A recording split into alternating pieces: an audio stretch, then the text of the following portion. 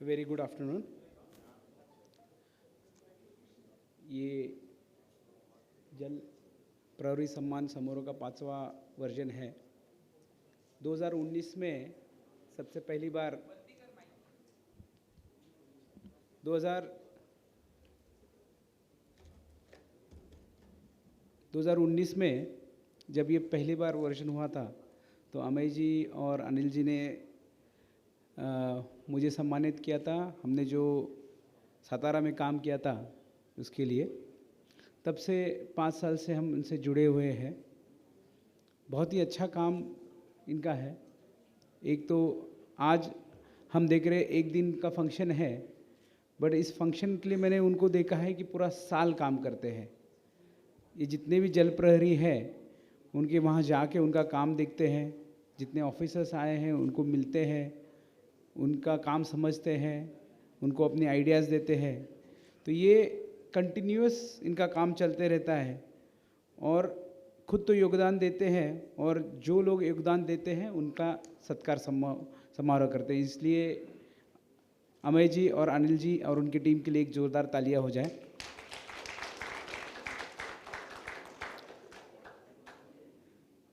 पहला सेशन हमारा panel discussion हो चुका है। अब जो हम लोग सेशन है हमारा, उसका सब्जेक्ट है water bodies rejuvenation, conservation practices and policies, demand and supply management.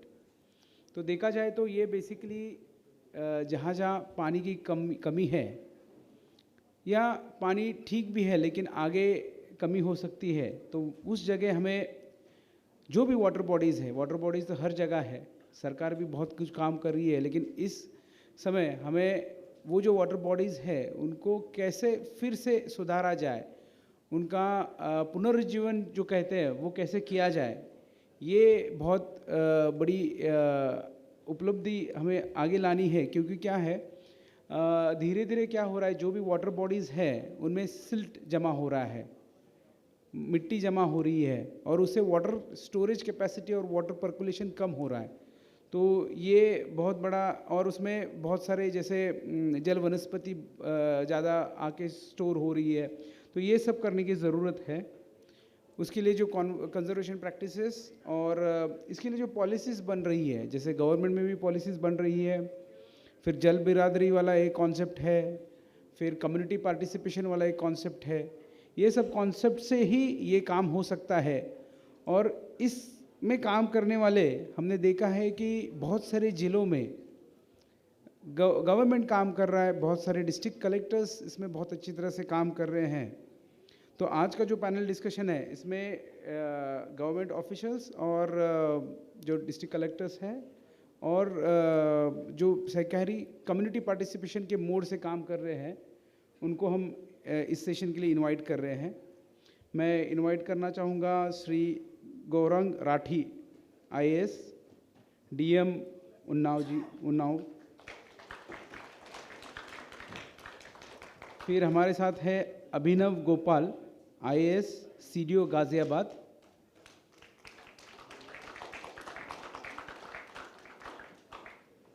Prem Prakash Meena ji, IAS, CDO Unnao.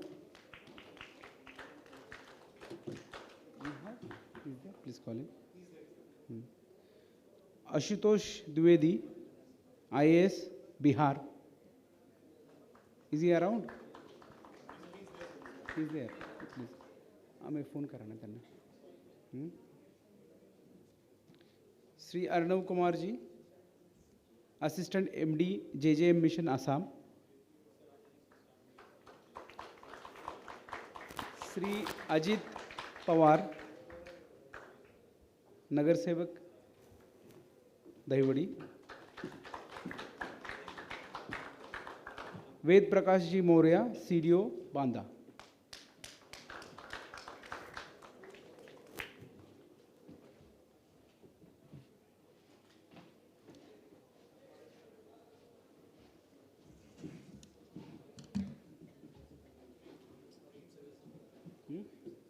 Okay.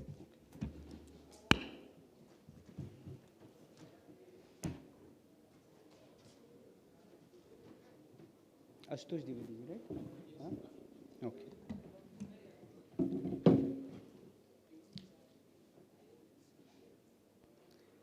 Sri A. Nizamuddin, IAS, Kerala.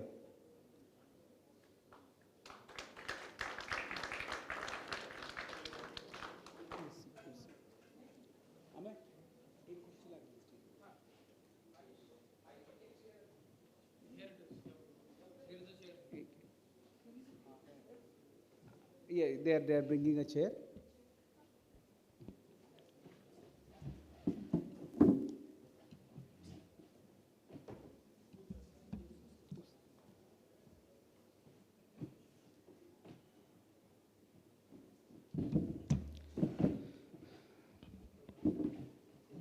So dear friends, ये जो सब लोग हैं इन्होंने पानी के लिए, ये वैसे बहुत बिजी लोग हैं, डिस्ट्रिक्ट कलेक्टर्स है, CDOs है, तो पानी उनके लिए एक विषय है। पानी के अलावा इनको और भी बहुत सारे विषयों पे काम करना पड़ता है, बट पानी पे इन्होंने काफ़ी अच्छा काम किया हुआ है, इसलिए इनकी यहाँ पे सराहना हो रही है। इनमें से कई लोगों को आज जल प्रहरी पुरस्कार भी मिल रहा है। और अब ये डिस्कशन का जो फॉर्मेट होगा, मैं चाहूँगा कि जब आपके पास माइक आएगा, आप 2 मिनट में आपने जो काम किया है वो बताएंगे, और उसके बाद मैं एक और दूसरा सवाल पूछूंगा, उसके बारे में आप सबको बताएंगे। अगर हमें टाइम मिल जाता है, बच जाता है, तो then we will take questions from the audience. हाँ, तो will start with Gaurang Rathi, IAS, DM Unnao.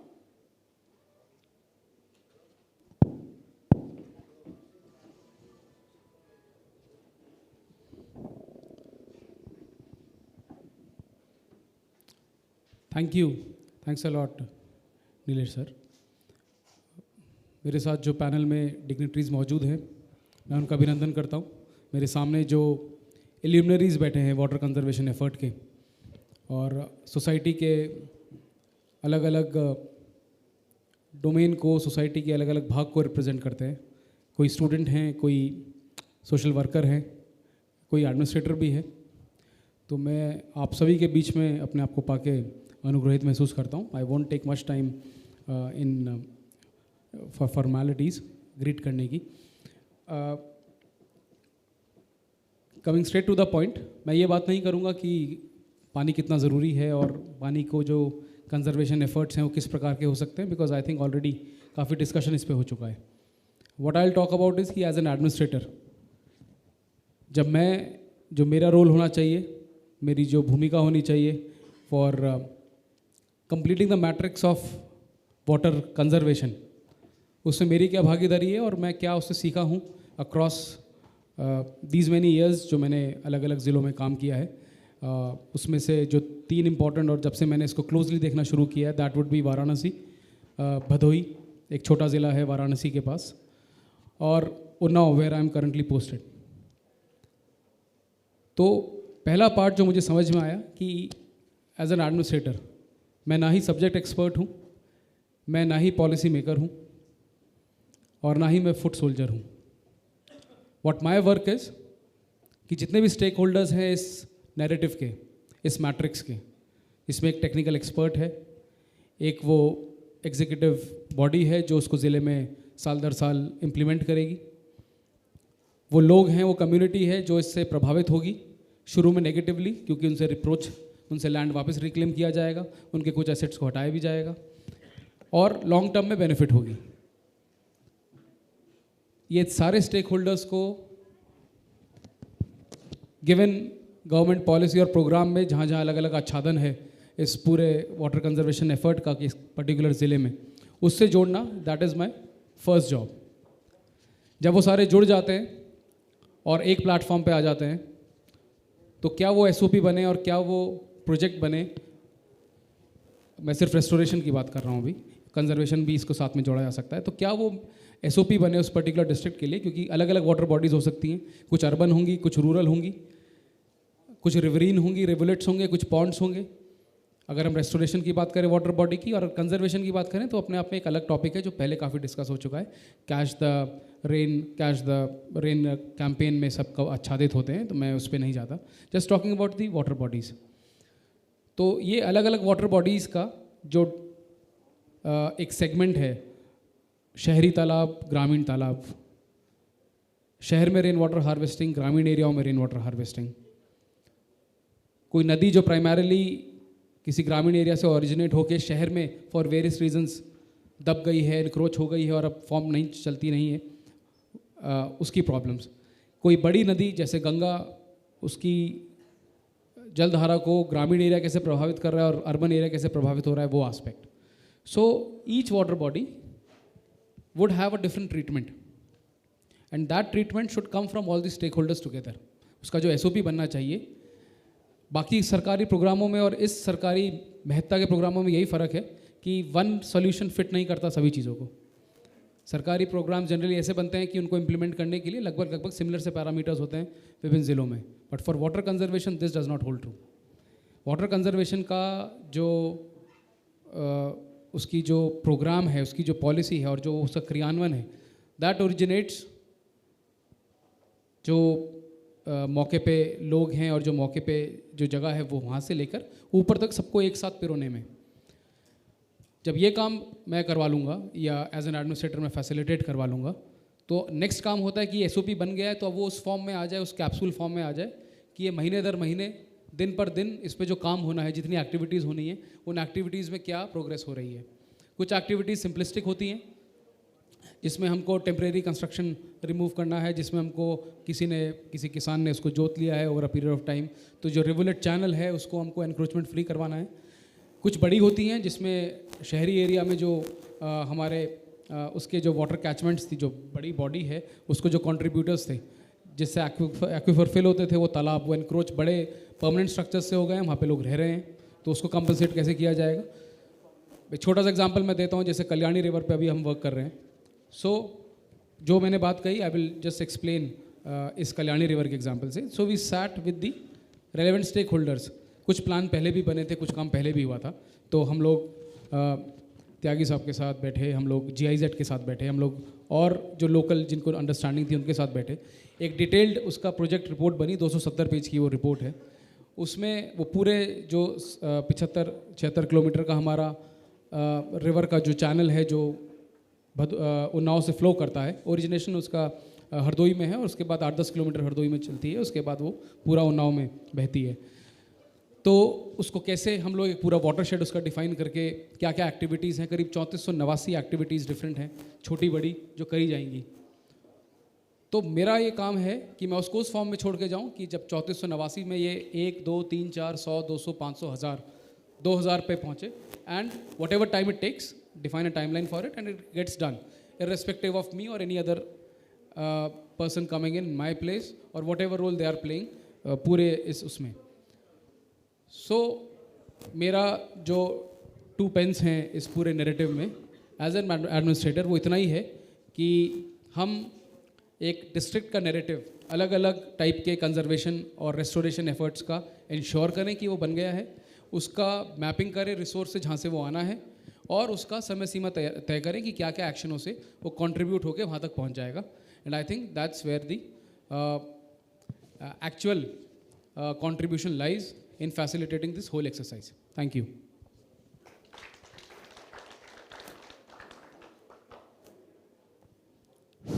Thank you Gaurang. देखिए, आपने जैसे कहा कि आपने अर्बन रूरल दोनों जगह की सिचुएशंस देखी है और काम किया है, तो मुझे ये बताइए कि जैसे फंड्स की अरेंजमेंट आपको करनी पड़ती है इस कामों के लिए, और देखा जाए तो बहुत सारी स्कीम्स एक साथ चल रही है।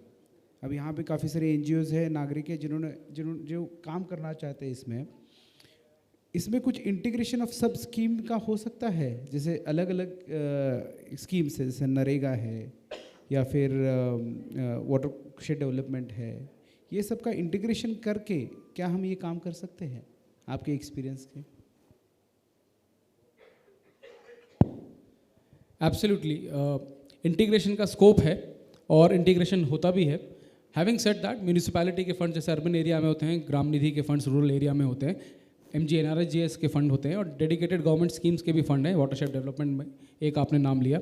Having said that, there is yet to be an exercise, उस तरह की एग्जॉस्टिव एक्सरसाइज अंडरटेकन ज़िले लेवल पे जहाँ पे आप इवन मेजॉरिटी वाटर बॉडीज़ का स्टॉक लेकर उसका एग्जॉस्टिव डीपीआर बना के और एग्जैक्टली कितना उसमें रिक्वायरमेंट है उसको मैप कर पाए हों और उसको फुलफिल कर पाए हों एग्जिस्टिंग स्कीम से। ये गैप अभी भी है, और जब हम उस डिटेल में जाते हैं, जैसे हम कल्याणी रिवर में भी गए, तो वी रियलाइज कि वो जो गैप है वो डिसेंट है, और उस गैप के लिए मे बी हमको फ्लेक्सी फंड्स के लिए या फिर out of the way pitch करके एज अ प्रोजेक्ट उसको गवर्नमेंट से लेना पड़ेगा।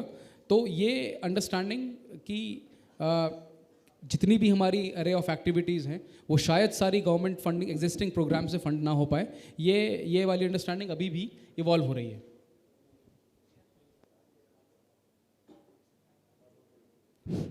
थैंक यू,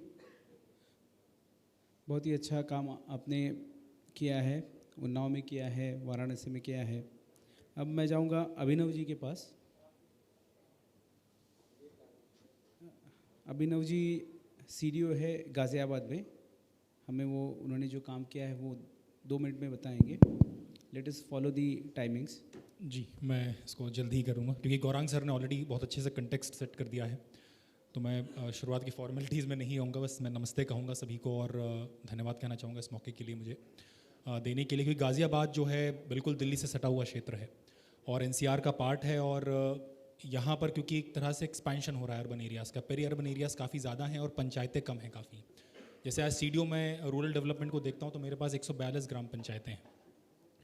तो जब मैं यहाँ पर पोस्ट हुआ था तो मैंने कई फील्ड विजिट्स करी, उसमें देखा कि वाटर बॉडीज़ काफ़ी ज़्यादा गंदी हैं, स्पेशली पेरी अर्बन एरियाज़ में, क्योंकि पॉपुलेशन बहुत एक्सपांड हो रही है, बहुत छोटे से एरिया में बहुत ज़्यादा लोग रहते हैं, और वेस्ट को लेकर वेस्ट सेग्रीगेशन को लेकर या इन जनरल सैनिटेशन को लेकर, वाटर कंजर्वेशन को लेकर वो अवेयरनेस अभी नहीं है, because people are more oriented कि भाई मुझे जॉब करना है, काम करना है, दिहाड़ी में मुझे कमाना है, उस तरह की एक वो सोच अभी बनी हुई है।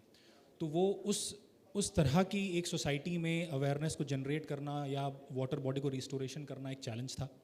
थैंकफुली मुझसे पहले जो मेरे प्रेडिसेसर थे वो भी एट प्रेजेंट नगर आयुक्त हैं, मतलब म्यूनिसिपल कमिश्नर हैं गाज़ियाबाद में ही, तो उनके ही टाइम पे एक बेसिकली एक अभियान चालू हुआ था कि हम लोगों ने एक एक्ट को ही यूज़ करना शुरू किया, हमारा यूपी ग्राउंड वाटर एक्ट है, उसके तहत जो भी इंडस्ट्रीज़ होती हैं जो वाटर एक्सट्रैक्ट करती हैं, तो उनको एनओसी की शर्तों में कहा जाता है कि आपको इसका 2x जो है रिचार्ज करना है, रिचार्ज प्लान उसको आपको इम्प्लीमेंट कराना है। तो उसको यूज़ करते हुए हमने, क्योंकि Ghaziabad is an industrial city, वहाँ पे अगर आप एमएसएमई की मैं संख्या देखूँ तो 1 लाख से अधिक जो है वहाँ पर एमएसएमई यूनिट्स हैं मेरी, और मैं अगर बहुत बड़ी कंपनीज़ भी लूँ तो वो मोर देन 20 यूनिट्स हैं वहाँ पे जो काम करती हैं और जो ग्राउंड वाटर एक्सट्रैक्ट करती हैं। और जो गाज़ियाबाद के 5 ब्लॉक्स अगर मैं शहर को जोड़ दूँ तो उसमें से 4 क्रिटिकली मतलब जो रेड जोन में आते हैं और 1 सेमी क्रिटिकल में आता है as far as ground water is concern. तो हमने उन्हीं को कोशिश करी कि हम उनके साथ इसको क्लब करें उनकी CSR एक्टिविटी में, प्लस उनकी जो एनओसी की शर्तें होती हैं उनको हम यूज़ करें। उनको हमने प्रपोजल दिया कि ठीक है आप इसको जो हमारे पॉन्ड्स हैं उनको रिस्टोर करना शुरू करिए। ऑब्वियसली जैसा सर ने बताया कि प्लानिंग एक बहुत इंपॉर्टेंट पार्ट होता है इसका, तो प्लानिंग के लिए हमने GIZ का इसमें हेल्प लिया था कि GIZ से हमने बोला कि आप हमें जितनी भी हमारी वाटर बॉडीज़ हैं, हमारे जो नेचुरल ड्रेन्स हैं, हमारे रिवर्स हैं, उनको आप हमें मैप करके दीजिए, उनके कैचमेंट एरिया से एग्जैक्टली क्या इनलेट है क्या आउटलेट है वो आप हमें बताइए। एट द सेम टाइम हमें प्लांटेशन साइट्स हमारी कहाँ हो सकती हैं वो रेवेन्यू मैप के साथ हमने उसको सुपर इम्पोज करके वो सारी साइट्स को आइडेंटिफाई किया।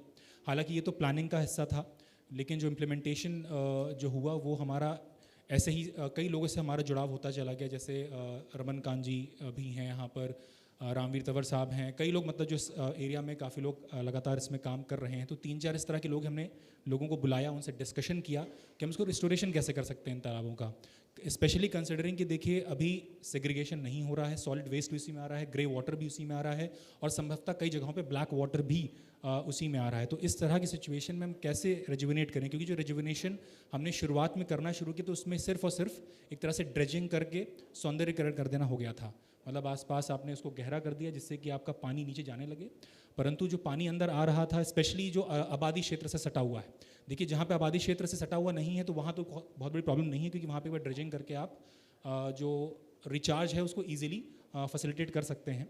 पर जो आबादी एरिया से सटा हुआ एरिया है जो स्पेशली गाज़ियाबाद में काफ़ी तेज़ी से बढ़ रहा है, जो मैं मेंशन भी कर रहा था, उसमें ये प्रॉब्लम काफ़ी बड़ी थी। तो हमने एक्सप्लोर करना शुरू किया कि हम क्या कर सकते हैं, क्या हम स्मॉल स्केल पे वेस्ट ट्रीटमेंट प्लांट्स बना सकते हैं, क्या हम पानी के फ्लो को थोड़ा स्लो करके वेस्ट स्टेबलाइजेशन पॉन्ड्स बना के, फिल्टर चेम्बर्स बना के, सिल्ट कैचर्स बना के, हम बेसिकली अलग अलग लेवल पे सेग्रीगेशन करके हम पानी को जितना हो सके उतना प्योरीफाई करके या मतलब उसको फिल्टर करके हम फाइनली वो फिल्ट्रेशन में जाए। तो इस प्रोसेस में मतलब obviously we have done more than 200 ponds now. हम लोग मेरे प्रेडिसेसर के टाइम पे वो 100 फिगर था, वो पिछले एक साल में we have done more than 120 हम पॉन्ड्स पे काम कर चुके हैं। पर एक जो प्रॉब्लम परसिस्ट करती है कि ये 1 साल बाद या 2 साल बाद उसी कंडीशन में आ जाता है, स्पेशली जब हम जो वेस्ट आ रहा है उसको हम नहीं ध्यान देते हैं। तो उस पर भी we have worked a lot, और उस पर भी हमें कई जगह पे सक्सेसफुली हम जो मैंने आपको 3-4 जो भी टर्म्स बताए जो भी ऑलरेडी हमारे स्वच्छ भारत मिशन के तहत इस्तेमाल भी होते हैं, और प्लस हमने कुछ नई चीज़ें ट्राई करी, तो उसके कारण वो भी हमारी प्रॉब्लम रिजॉल्व होना शुरू हो गई है।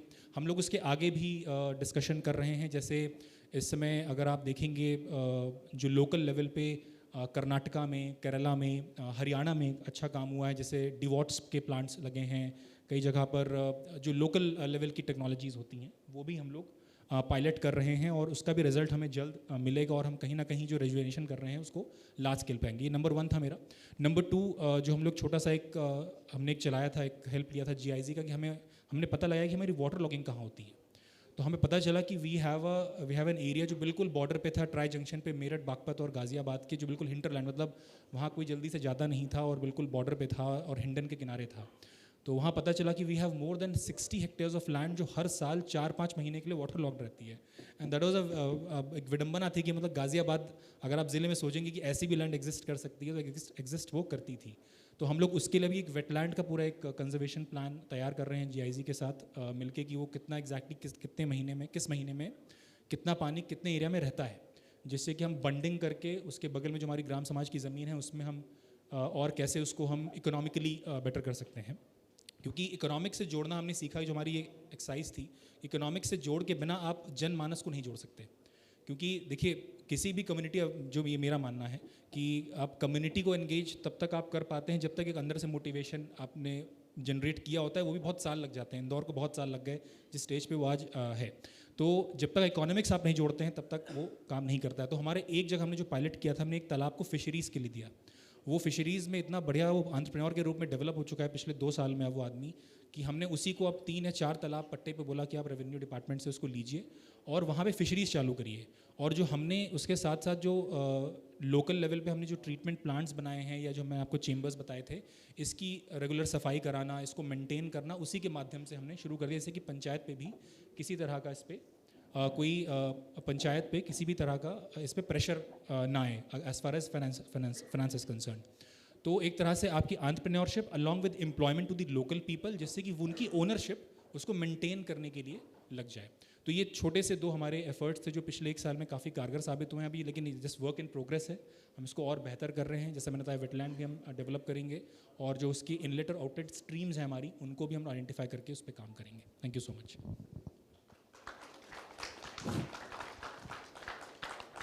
अभिनव जी, बहुत ही अच्छा काम था ये। वाटर बॉडीज़ की रिजुविनेशन से पूरे उस एरिया का नक्शा बदल जाता है। मेरा एक सवाल है बेसिकली कि ये वाटर बॉडीज़ जो है, एक तो सिल्ट से भर गई थी, वो आपने उसकी खुदाई वगैरह करके उसकी वाटर स्टोरेज कैपेसिटी बढ़ा थी। अब उसकी जो वाटर क्वालिटी है, वो अगर आसपास से अगर पोल्यूशन हो रहा है और उससे पोल्यूशन बढ़ रहा है, तो उसके लिए प्रिवेंशन के लिए कुछ कर पाए क्या आप लोग? देखिए, वो जैसा मैं बताया कि ये हम लोग सीख रहे हैं, गलतियां करके सीख रहे हैं। जब हमने पहले डेवलप किया उसको, तो पता चला कि वाटर क्वालिटी तो इम्प्रूव ही नहीं हो रहा है। आप तो बस एक स्क्रीनिंग चेम्बर लगा के बस आप कूड़ा रोक ले रहे हैं, और जो थोड़ा बहुत आपका जो वेस्ट आता है वो सेटल हो जा रहा है स्टेबलाइजेशन पॉइंट में, पर वाटर क्वालिटी इंप्रूव नहीं हो रही थी।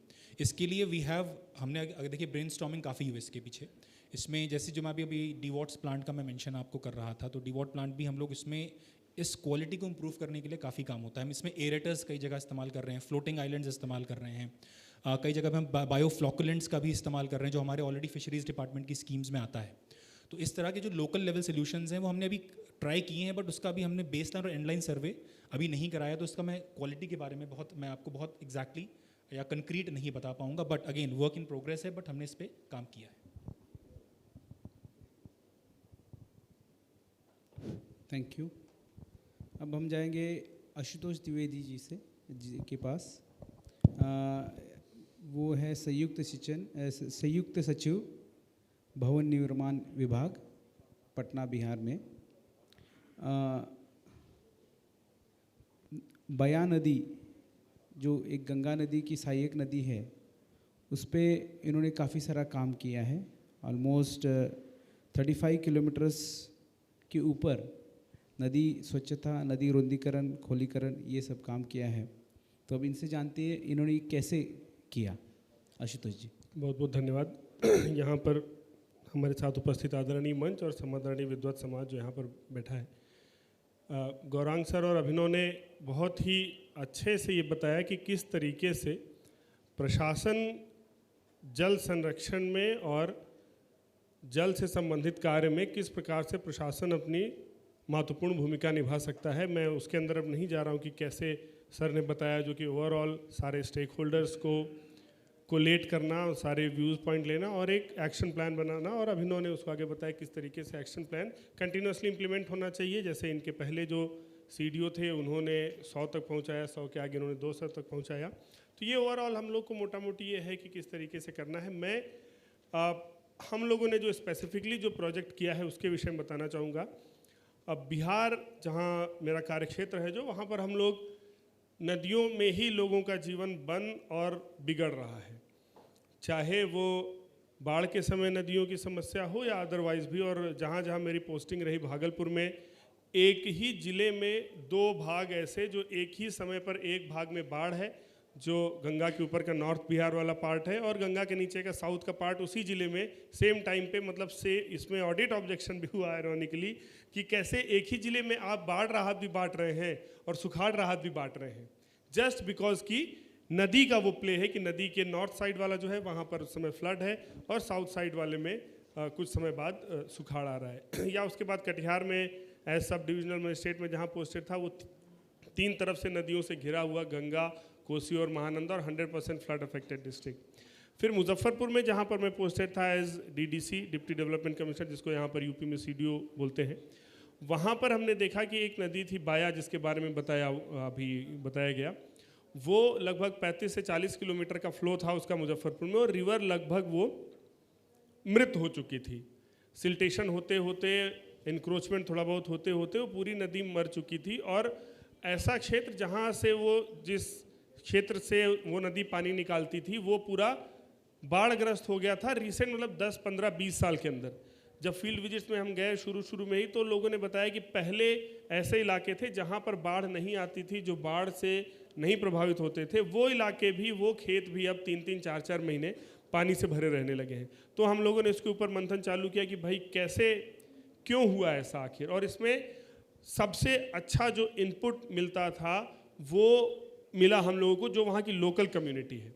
कई बार जो लोग एडमिनिस्ट्रेशन में होते हैं या जो लोग एक्सपर्ट्स होते हैं, कॉलेजेस में होते हैं, रिसर्च सेंटर्स में होते हैं, वो जो लोकल कम्युनिटी का जो नॉलेज है उसको डिस्काउंट कर देते हैं। बट मेरा सबसे बड़ा इनपुट इन्हीं लोगों से था, और उससे पहुँचते पहुँचते कि अच्छा पहले इधर से पानी निकलता था, इधर से निकलता था, तब हम लोग जीरो डाउन किए कि ये तो पूरी एक नदी है जिसकी धारा अभी भी समझ में आती है, बट बहुत बहुत जगहों पर लुप्त हो चुकी है। फिर हम लोगों ने उसके ऊपर काम करना शुरू किया, और GIZ का भी इसमें सपोर्ट रहा है, इन जियो मैपिंग की। वो पूरा रिवर का उन्होंने खोज करके निकाला कि अच्छा एक्चुअली किधर से जा रहा है। और फिर हम लोगों के समझ में आया कि ये अगर 35 किलोमीटर हम लोग कर लेंगे तो लगभग 60 से 70 गांव ऐसे हैं जो डायरेक्टली फ्लड से बचेंगे। वही चीज़, जैसे अब उनको हमको इन्वॉल्व करना था, क्योंकि उसी गांव के बहुत सारे लोग थे जो उस नदी में, चूंकि सिल्टेशन होकर लगभग बराबर हो गया, तो वो खेती करना शुरू कर दी, उनका लैंड एनक्रोच हो गया। तो उनको भी हमको ये समझाना था कि भले ही आपका थोड़ी सी ज़मीन जा रही है, पर अगर ये नदी क्लियर हो जाएगी तो आपकी इससे 3 गुना ज़मीन जो 4 महीने पानी में डूबी रहती है, सिर्फ एक फसल हो पाती है, वो अगर क्लियर हो जाएगा तो आप उससे भी 2 फसल ले पाएंगे। तो लोकल कम्युनिटी को एंगेज किया गया इस तरीके से। और फिर ये आया कि जैसे आप अभी बात कर रहे थे कि फंड्स कहाँ से आ सकते हैं, कैसे कर सकते हैं, तो हम लोगों ने सोचा है कि हम लोग से बहुत सिंपल तरीके से, हमारे पास ये भी ऑप्शन था, चूँकि मुजफ्फरपुर एक आकांक्षी जिला भी है, तो CSR का भी ऑप्शन था कि CSR से तो एक प्रोजेक्ट बना दीजिए, पैसे का मतलब कोई एटलीस्ट एस्पिरेशनल डिस्ट्रिक्ट में पैसे की दिक्कत नहीं रहती है, CSR के थ्रू बहुत सारा पैसा आ जाता है। पर मुझको ये लगा कि चूंकि इसमें कम्युनिटी को इन्वॉल्व करना है तो उनसे जुड़ी हुई चीज़ लेते हैं और हमने चुना कि इसको हम लोग मनरेगा के थ्रू इम्प्लीमेंट करेंगे। अदरवाइज इन जनरल हमको ये भी टारगेट, मेरा मन था कि मनरेगा की जैसी इमेज बनी हुई है कि वर्स्ट केस में इमेज है कि कुछ काम ही नहीं होता और बेस्ट केस में इमेज है कि गड्ढा खोरो गड्ढा भरो टाइप की स्कीम है। मेरा ये इच्छा था कि हम एक सस्टेनेबल डिस्प्लेबल एसेट दिखाएंगे कि हम लोगों ने मनरेगा से ये क्रिएट किया, जो सिर्फ जिले ही नहीं, राज्य ही नहीं, राष्ट्रीय स्तर पे जिसको रिकॉग्नाइज किया जाए। तो हम लोगों ने वो पूरा किया, सारे अपने जो हमारे मनरेगा के पीओज थे उनको इन्वॉल्व किया और हम लोगों ने पंचायतवार स्कीम बनाई जिससे कि रिवर का रेजुविनेशन रिवाइवल होने के बाद तो उनको फ़ायदा हो ही, रिवर रिवाइवल के काम में भी वो इन्वॉल्व हो, उनको डेली वेज मिलेगा, उनको काम मिलेगा, तो वो पूरे तरीके से हमारे साथ में आएंगे।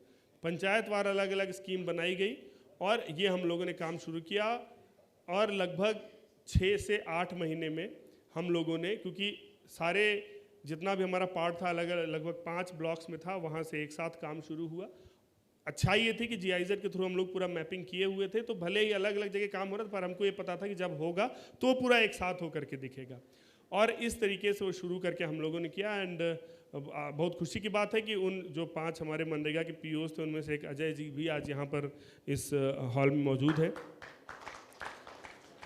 इस काम को करके फिर वो रिवर जब पूरा रेजुविनेट हो गई और पिछले साल काफ़ी बाढ़ भी आई, आप लोगों ने देखा ही होगा न्यूज़ में, बिहार में बाढ़ की समस्या थी, लेकिन हम लोग लगभग 50 के आसपास गांव ऐसे थे जो सामान्यतः बाढ़ से प्रभावित होते थे और उस बार चूँकि पानी उस नदी के थ्रू आसानी से निकल गया, इस बार इसलिए वो 50 गांव में बाढ़ भी नहीं आई और एक पूरा इकोसिस्टम उस नदी का डेवलप हो रहा है। हम लोग उसके बगल में पूरा एक नीम कॉरिडोर भी बना रहे हैं, बहुत सारे जगहों पर छठ घाट बनाए गए कम्युनिटी को एंगेज करने के लिए।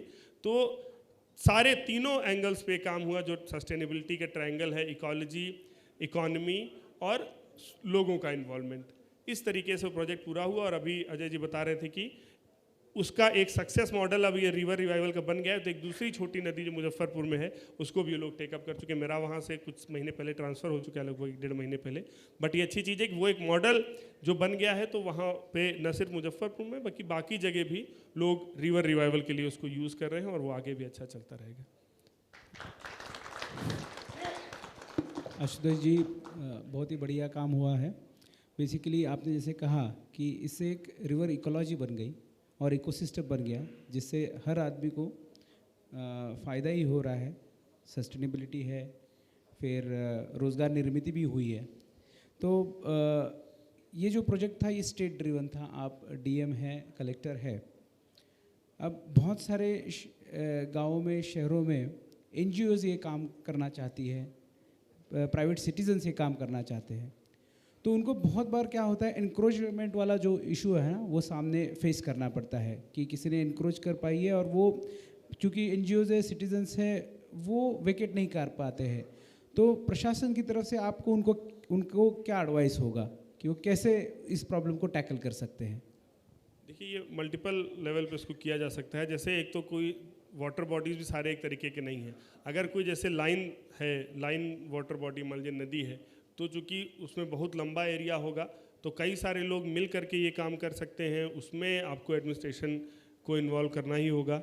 मान लीजिए पॉइंट सोर्सेज हैं, जैसे बहुत सारे पॉइंट्स एनक्रोच्ड होते हैं, तो उसमें दोनों तरीके से सिविल सोसाइटी को भी इन्वॉल्व करके, ताकि लोगों को जब ये रियलाइज़ होगा कि हाँ हमारा ज़्यादा बेनिफिट उस इंक्रोचमेंट को ख़त्म करके उसको रिवाइवल करने में है, रादर देन इसको इंक्रोच करके ऐसे कचरा किए रहने में है, तो उनको लगेगा। और मैं ये भी यहाँ पर मेंशन करना चाहूँगा कि उस पूरे 35 किलोमीटर में कहीं भी हम लोगों को इंक्रोचमेंट रिमूवल के लिए फोर्स नहीं यूज़ करना पड़ा। क्यों? क्योंकि हम लोग का पहले से ही टारगेट था कि हम पहले उस आदमी को महसूस कराएंगे कि आपका फ़ायदा है इसको हटा करके नदी को ज़िंदा करने में, और दूसरा उसके अगल बगल के जो उसी गांव के, उसी टोले के रहने वाले हैं, अगर उनको एक बार रियलाइज़ हो गया, एक बार ये मास मूवमेंट टाइप रियलाइज़ उनको हो गया कि हाँ इसमें ज़्यादा फ़ायदा है, तो प्रशासन के डर से ज़्यादा लोगों को अपने अगल बगल की कम्युनिटी और उनके नेम एंड शेम का फ़र्क पड़ता है। तो लोगों ने अपने पीयर प्रेशर से, 1-2 जगह ऐसा हुआ कि कुछ ढीठ लोग थे जिनको नहीं समझ में आ रहा था, ये बताने से कि हाँ इसमें ज़्यादा फ़ायदा है, तो उनके आसपास उनके गांव के टोले के लोगों ने जब उनको समझाया तो ज़्यादा बेहतर तरीके से समझ गए, रादर देन कोई प्रशासन की तरफ से फोर्स के यूज़ करके या ज़बरदस्ती करके। तो और जो सिविल सोसाइटी ग्रुप्स हैं, जो NGOs हैं, वो तो इसको और बेहतर तरीके से इस्तेमाल कर सकते हैं कि किस तरीके से जन चेतना बनाई जाए और लोगों को यूज़ करके उनके ऊपर पीयर प्रेशर बनाया जाए। तो इसमें इंक्रोचमेंट के लिए ये बहुत अच्छा इफेक्टिव टूल रहता है। और बाकी फंड्स की तो बात है, फंड्स तो मुझे व्यक्तिगत रूप से ऐसा लगता है कि इतने सारे गवर्नमेंट के प्रोजेक्ट्स हैं जिनको कन्वर्ज करके इसको किया जा सकता है। अदरवाइज फंडिंग अगर काम करने की इच्छा हो तो फंडिंग तो मुझे नहीं लगता कि कोई बहुत बड़ा इशू रहता है, वो तो CSR इतने सारे ऑर्गेनाइजेशंस कहीं ना कहीं से मैनेज हो ही जाता है। Thank you very much. मैं मंच पे बुलाना चाहूँगा Shri Anil Kumar Pandey ji, adviser and former joint commissioner मनरेगा UP, plus UP is also a state partner to Jal Prahari Puraskar. Please.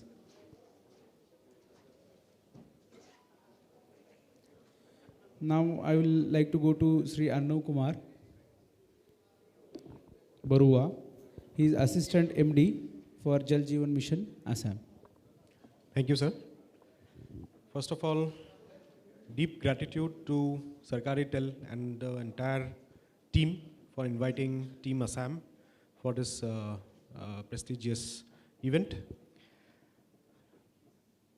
It's an honor to be amongst such stalwarts who have done commendable work in the field of environment, water conservation, etc. In Assam also, we have done some, good works, as people say. So I'll just try to brief a little about that. माफ़ कीजिएगा, हम लोग का हिंदी थोड़ा टूटा फूटा है, तो ऐसे ही मैनेज करेंगे। असम से है तो हिंदी हम लोग का मेन लैंग्वेज नहीं है, तो थोड़ा टूटा फूटा हिंदी में ही हम लोग बात करेंगे। सिंस द मॉर्निंग, सुबह से हम लोग बात कर रहे थे कि प्रॉब्लम स्टेटमेंट्स क्या है, कम्युनिटी पार्टिसिपेशन हम लोग को चाहिए, हम लोग का ग्राउंड वाटर जो है डिप्लीट हो रहा है, ओवर एक्सट्रैक्शन हो रहा है, कैसे हम लोग को जो सॉइल है उसको कैसे उपजाऊ हम लोग बना के रख सकते हैं। So these are all problem statements, but how do we address that? So that has to be discussed, उसको हम लोग डिस्कस नहीं कर रहे। All these schemes, Jal Jeevan Mission, since I have been working for Jal Jeevan Mission, I'll talk only about Jal Jeevan Mission. We have sufficient funds for IEC, जो information, education, communication बोल के एक होता है, उसके लिए हम लोग के पास sufficient fund होता है। But what we have been doing is, traditional IEC approach हम लोग का कैसा होता है कि गांव सभा हम लोग कर लिए, हम लोग होर्डिंग लगा लिए, हम लोग नुक्कड़ नाटक हम लोग कर लिए, but is it addressing the core issue? एक बार लोग उसको देख लिए, उसके बाद वो भूल गए, उससे वो इम्पैक्ट आ रहा है कि नहीं।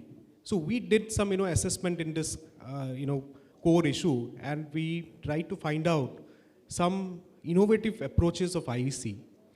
यहाँ पे वाटर कंजर्वेशन, आपका ग्राउंड वाटर रिचार्ज, ये सब में there has to be a paradigm shift in the approach of IEC, because finally people has to take the responsibility. लोगों को ही रिस्पॉन्सिबिलिटी लेना है। Government can only support, only can hand hold up to a certain limit, उसके बाद community को ही लेना है। तो इसके लिए what we thought is we have to address whatever IEC approach we do, we have to address each and every member of that family. अगर एक परिवार, एक फैमिली में एक बुजुर्ग है, एक स्कूल जाता हुआ बच्चा है, एक माँ है, एक there is a father who is working, we need to address our IEC strategies accordingly that it touches each and every member of that family. तो उस हिसाब से जल जीवन मिशन असम ने कुछ इनिशिएटिव्स, कुछ पहल हम लोग स्टार्ट किए, जहाँ से जो माँ है परिवार, जो फैमिली के the mother of the family, we had a programme for them, we had a programme for the school going student, we had a programme for the college going kid, we had a programme for the father, we had a programme for the elders. So this way, we try to reach out to each and every member of the society. And talking about these initiatives, I'd just like to stress a little about one initiative which has got some national attention, and that is the Jal Doot program. So this program, जिसको हम लोग Jal Doot program बोल रहे हैं, this involves the school students. We had this concept, after a lot of brainstorming, we came up to this conclusion that we should involve the students. Usually हम लोग क्या करते हैं कि जब सरकारी प्रोग्राम्स होते हैं, मिशंस होते हैं, we don't involve everyone, we don't involve the students. But in Assam, we thought that एक बार ट्राई करके देखते हैं कि स्टूडेंट्स को इन्वॉल्व करके क्या फ़ायदा हम लोग को होगा. We are not going to impose anything on them, but let us involve them. तो 5 से क्लास 5 से जो 12 वाले जो बच्चे हैं उन लोग को हम लोग इन्वॉल्व किए. We called them Jalduts. We tried to get them together from the command area of the schemes. If you are aware, Assam is abundant in water. We have the Brahmaputra river. We have the Majuli island, which is the largest river island. We have the Barak river. So we have lot of river sources. But a very little has been discussed on the quality of water. We also have some issues regarding fluoride, some isolated situations of arsenic contamination, etc., etc. But we rarely talk about these things. So we try to address this by involving the students. We have 29,000 schemes planned for Jal Jeevan Mission Assam. We try to identify 5 to 10 students from the command area of a scheme. एक scheme का command area के वो उपभोक्ता हैं, they are consumers of that water. उन लोग को हम लोग बुला के उन लोग को 2 दिन का एक कार्यक्रम जिसको हम लोग जलशाला बोलते हैं, उसमें बेसिक्स ऑफ वाटर जैसे वाटर कंजर्वेशन हुआ, सेफ वॉश प्रैक्टिसेस हुआ, आपका कम्युनिटी पार्टिसिपेशन हुआ और working of a scheme, and all these through very fun learning methods. ऐसा नहीं है कि ट्रेडिशनल क्लासरूम प्रोग्राम हो गया. उन लोग को हम लोग गेम्स खिलाएं, उन लोग को हम लोग एक्टिविटीज़ कराएं, उस माध्यम से हम लोग उन लोग को बेसिक्स ऑफ वॉश में थोड़ा ओरिएंटेशन दिए. सेकेंड डे हम लोग उन लोग को फील्ड में लेके जाते थे, असेसमेंट ऑफ ए स्कीम करते थे. By this, what happened is slowly, they started to understand the importance of safe drinking water and water quality. जो water quality हम लोग के DNA में नहीं है, we don't discuss about water quality. धीरे अपने फैमिली में ही वो डिस्कस होना स्टार्ट हुआ. And they started became aware of the qualities that are there in the water they are consuming from the well. जो कुआं है, जो पॉन्ड है, उससे जो पानी वो लोग कंज्यूम कर रहे हैं उसका जो क्वालिटी है उसके ऊपर डिस्कस करना स्टार्ट किए. और धीरे वो लोग they started actually accepting the water that we provided through the mission schemes. JJM scheme से जो हम लोग पानी देते थे वो धीरे करके they started accepting that water. Although it's a very long journey that we have to cover, but we have sufficiently got a lot of inspiration from isolated cases from all across the state, where through these young champions whom we have caught very young are actually leading this transformational journey in Assam. So a small story I'd just like to narrate. This is from Majuli, the world's largest river island. There is water everywhere. 40 feet down the earth, you find water. कोई पानी का अभाव नहीं है. But there are issues with quality of water. JJM का पानी का कोई डिमांड नहीं है वहाँ पे. किसी को पानी नहीं चाहिए. Because everyone has a कुआं, everyone has a दमकल. यहाँ पे क्या किए? We started talking about water quality. And through these students, it went to the neighbors, it went to the parents, and they started realizing the importance of water quality. Slowly these students they undertook these awareness campaigns, they took out cycle rallies, and it became a Jan Andolan in Majuli. And slowly these parents, they started contributing for the maintenance of the scheme. Now we are talking about sustainability of the enormous infrastructure that we have built. They started contributing and they took charge of the maintenance of those schemes. Slowly, when the neighboring village saw that one scheme is running very well, they're consuming that water, there is change in the health scenario of that village, they also started taking charge of that scheme. And now it is taking a viral kind of pace in Majuli. So hopefully this is going to take some time, but eventually it will spread all across the nation. And also recognizing the good impact of the scheme. The Department of Education has recognized this program as a national policy, and also CBSE has issued an instruction where the modules of the Jaldur program be included in the curriculum of all schools across India which are under the ambit of CBSE. So this was our program in very short. Excellent Arnav, आपने अपने department में काफ़ी अच्छा काम किया है. तो environment बहुत इम्पॉर्टेंट है। हम लोग जब भी वाटर कंजर्वेशन की बात करते हैं, कम्युनिटी पार्टिसिपेशन की बात करते हैं, कम्युनिटी एट लार्ज, बट आपने एज स्पेसिफिक इन्वॉल्वमेंट किया, बच्चों को इन्वॉल्व किया, बहुत ही अच्छा है, क्योंकि अब यही बच्चे जब बड़े हो जाएंगे तो इनको पहले से ही वाटर इम्पोर्टेंस पता है। मेरा आपसे एक सवाल है कि हम लोग सब मेजर मैक्रो कंजर्वेशन की बात करते हैं, एक माइक्रो कंजर्वेशन भी होता है। एक आपने एरेटर प्रोग्राम चलाया था बच्चों से, तो वो क्या है, थोड़ा बताएंगे? So this is a very innovative thing that came up from the Jalduts. अभी आप लोग को मालूम है, I think our previous speakers have talked about the crisis of water in major cities like Delhi and Bangalore. In fact, we have heard that in Bangalore they have mandated the aerator. Aerator कुछ नहीं होता है, जो tap में एक हम लोग उसका कंट्रोल करने वाला डिवाइस हम लोग फिट करते हैं, जिससे वो फ्लो रेगुलेट होता है. So that is called the aerator. And it also, increases the oxygen content of, the water and also regulates the flow, thereby ensuring water conservation. So these are concepts that are relevant in, major cities like, Delhi and Bangalore, where there is actually a crisis of water. But, these students did realize that, in some rural village of Assam, Kachar बोल के एक हम लोग का district है, वहाँ का एक गाँव का एक बच्ची, what she did is, जो हम लोग का बॉटल का कैप है, इस बॉटल के कैप में वो लोग छेद करके उसको ही टैप में फिट कर दिए. Through innovative local solution to local problems, whatever came within her means she did. और उससे क्या हुआ कि वो जो फ्लो है वो रेगुलेट हुआ. अपने स्कूल में भी लगाई, वो अपने घर में भी लगाई. And this was a very good example of water conservation. It can be a very meager effort.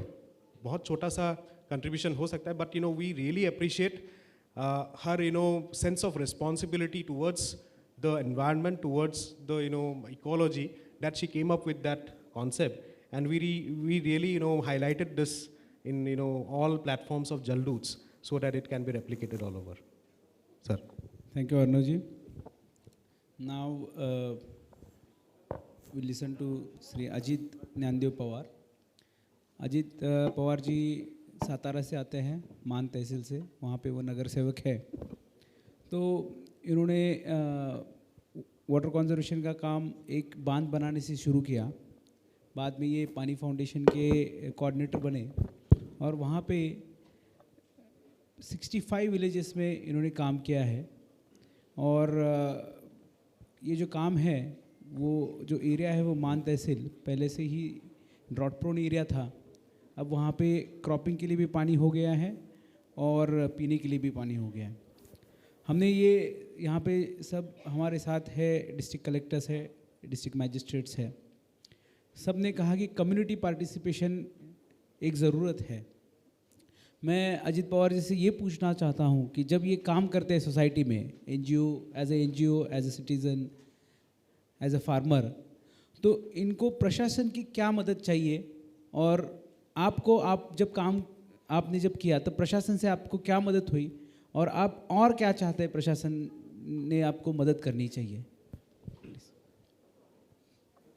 सबको सबसे पहले प्रणाम.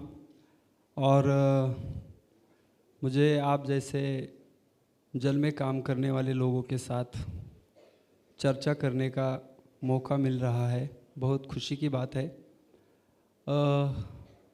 मैं महाराष्ट्र सातारा जिला और मान से एक छोटा गांव है दहीवड़ी, वहाँ से 2 किलोमीटर मेरी बस्ती है रानमड़ा, वहाँ से हूँ.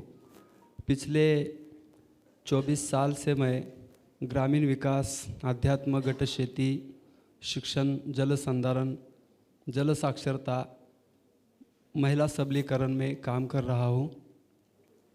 मैंने 2007 में एक कोर्स किया था आर्ट ऑफ लिविंग का, यूथ लीडरशिप ट्रेनिंग प्रोग्राम.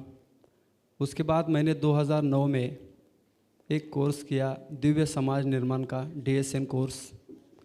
तब मुझे पता चला कि मैं समाज का कुछ देन लगता हूँ. 2014 में हमने 5 पैसा भी हमारे हाथ में नहीं था, तब एक काम शुरू किया. 40 लाख रुपए का वो काम था, एक डैम बनवाना था. गवर्नमेंट ने वो साइड रिजेक्ट की थी सर। जब काम शुरू किया रिजेक्ट इसलिए की थी कि उसको नीचे धर नहीं लगता था, टनक नहीं लगता था। जैसे हमने वो बंदारा का काम करने के लिए शुरुआत की तो हम 25 फुट नीचे गए। वो 40 लाख रुपए का काम हमने 3 महीने में 2/5/2014 में शुरू किया हुआ काम 2 महीने में वो 13,65,400 रुपये में पूरा हो गया। उसके पीछे रुंदीकरण खोलीकरण करना था, उसके लिए हमारे पास पैसे नहीं थे, वो डैम के लिए भी पैसे नहीं थे। और जब बारिश गिरी, वो रुंदीकरण खोलीकरण का 500 मीटर का काम हो गया और बारिश गिरी तो वहाँ पे एक बूंद भी पानी का 12 घंटे के बाद हमको नज़र नहीं आया। हमने सोचा कि ये काम करके फ़ायदा क्या है। जब 15 दिन गए तो पता चला कि हमारे बोरवेल्स कुआं सब जीवित हो गए और 4 करोड़ रुपए बाजू के किसानों को वहाँ पे फ़ायदा हो गया। हमारे जिला कलेक्टर थे, उसने शाबाशी दे दी और वो बोले कि आपको आगे काम करना चाहिए। मेरे साथ इतनी दूर से प्लेन का टिकट निकलते हुए मेरे कोई दोस्त आए हुए हैं। मैं 1 मिनट में उनका परिचय करना चाहता हूँ। सुरेश जी प्लीज़ खड़ा हुई आप। ये वो लड़का है, इन्होंने CSR के माध्यम से, आर्ट ऑफ लिविंग के माध्यम से 70 करोड़ रुपए का निधि मेरे मान तहसील को दिया हुआ है और पिछले 10 साल से वो हमारे साथ काम कर रहा है। दूसरा एक मेरे साथ लड़का आया हुआ है, दिव्यांग है, मैं उनको रिक्वेस्ट करता हूँ प्लीज़, अभय जी। इन्होंने मेरे मान तहसील के 67 गाँवों में 300-400 मीटर के जो बड़े बड़े डोंगर होते हैं वहाँ पे जाके काम किया हुआ है। ये दोनों वहाँ पे काम कर रहे हैं। तो ऐसे 1000 युवाओं की फौज हमने मान तहसील में तैयार की हुई है। दूसरा काम हमने मान गंगा नदी जो 150 साल पहले ब्रिटिशों ने लिखा, ध्यान दो ज़रा थोड़ा सा, ब्रिटिशों ने वहाँ पे लिखा हुआ था कि वो पूरा सूखा ज़मीन है और वहाँ मानव को रहने के लिए ये ज़मीन लायक नहीं है। वहाँ पर हमारा किसान, एक भी किसान आत्महत्या नहीं करता। हमने वहाँ पे एक नदी पे काम करना शुरू किया। काम ऐसा था कि 72 मीटर रुंद और 27 फुट ऊंचा बंदारा बांधने का काम था। उस वक्त भी हमारे पास 1 रुपया भी नहीं था। हमने सुबह 6 बजे वहाँ की 200 महिलाओं को साथ लेके उसका उद्घाटन किया। पैसे कितने थे सर हमारे पास? 1 रुपया भी नहीं था। उस नदी पे बंदारा बांधने का काम शुरू किया। प्रशासन के 30 अधिकारी जो 30 साल के सर्विस के बाद कार्यकारी अभियंता रिटायर हो जाते हैं, उनको हमने लाके बुलाया और कहा कि यहाँ पे ये काम हो सकता है कि, तो उन्होंने बोला नहीं। हमको काम तो वहाँ पे करना था, लेकिन वो बोल रहे कि इतना ये बंदारा वहाँ पे नहीं हो सकता था।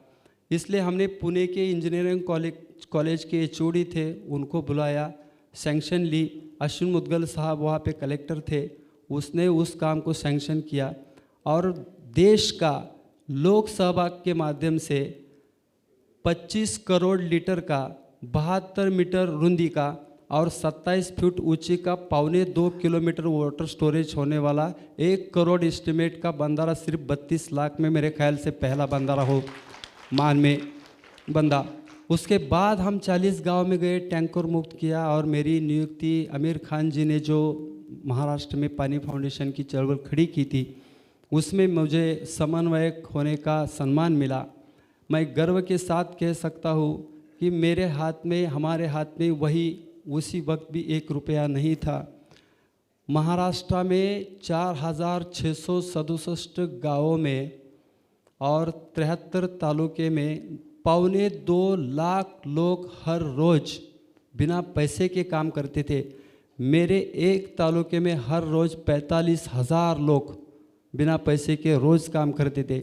इसका बेनिफिट ये हुआ कि मेरे तालुके में 1 पैसा हाथ में ना होते हुए भी संत समाज और शासन की तरफ से और वहाँ के लोक प्रतिनिधि और हमारे तालुके में जो 200-300 अधिकारी है, जिसमें मैं गर्व के साथ कह सकता हूँ कि हम जो 7 जन आए हुए हैं और यहाँ पे बैठे हुए जो नितिन जी वाघमोड़े साहब है, वो भी हमारे मान तहसील के बनगरीवाड़ी गांव के हैं, जिन्होंने इस गांव उनका गांव तो खड़ा किया और हमको CSR मिलाने के लिए भी बहुत बड़ी मदद की।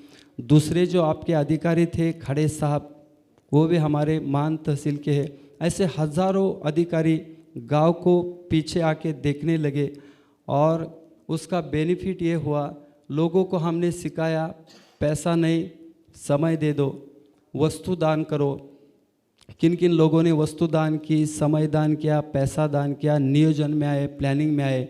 इसका बेनिफिट ये हुआ सर, मैंने 2,50,00,000 घन मीटर का काम मेरे ख्याल से सृष्टि के निर्माण के बाद, विनोबा भावे की भूदान चळवळ थी, उसके चळवळ के बाद लोक सहभाग से हुआ बड़ा सबसे महाराष्ट्र में किधर काम हो गया होगा तो वो मेरी मान तहसील में हुआ है। और 2,50,00,000 घन मीटर यानी कि 1 घन मीटर में 1,000 लीटर पानी स्टोर होता है। हमारे यहाँ सूखा होने के कारण महाराष्ट्र में सबसे पहला टैंकर कहाँ लगता है तो हमारे मान तहसील में लगता था। 17, 18, 19, 20, 21 में हमने 2,50,00,000 का लोगों को साथ लेके किया हुआ काम का बेनिफिट ये हुआ कि 18, 19, 20, 21, 22 को 200, 250, 300 मिलीमीटर बारिश हर साल वहाँ पे गिरती थी। जब पहली 100 मिलीमीटर बारिश गिरी, एक बूंद भी नीचे नहीं गया। क्यों नहीं गया? तो हमने CCT, deep CCT, compartment bunding, माती माला नाला बांध, माथा टू पायथा जो स्ट्रक्चर है 16 स्ट्रक्चर, वो पूरे मान के 67 तालुके में बनाए। उसका बेनिफिट ये हुआ कि 400 मिलीमीटर पाउस बारिश गिरने के बाद एक बूंद भी हमारे गांव के बाहर नहीं गया।